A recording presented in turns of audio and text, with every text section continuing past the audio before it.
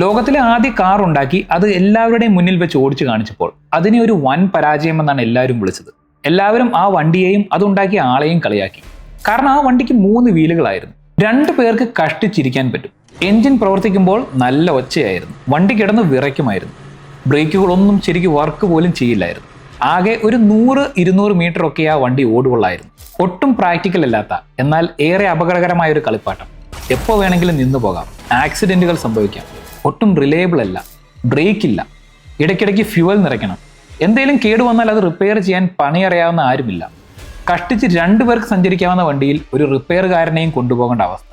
ഇതൊന്നും വേണ്ടാത്ത കുതിരവണ്ടി ഉള്ളപ്പോൾ എന്തിനിങ്ങനത്തെ ഒരു വണ്ടി മേടിക്കണം? അങ്ങനെ പല രീതിയിലും ആളുകൾ ആ വണ്ടിയെയും വണ്ടി ഉണ്ടാക്കിയ ആളിനെയും കളിയാക്കി. പക്ഷെ അവരുടെ എല്ലാം വായടച്ചത് ഒരു സ്ത്രീ ആയിരുന്നു. ലോക ചരിത്രത്തെ തന്നെ മാറ്റിയ ഒരു സ്ത്രീയുടെയും ആ കാറിന്റെയും അതുണ്ടാക്കിയ ആളുടെയും കഥ കേട്ടാലോ?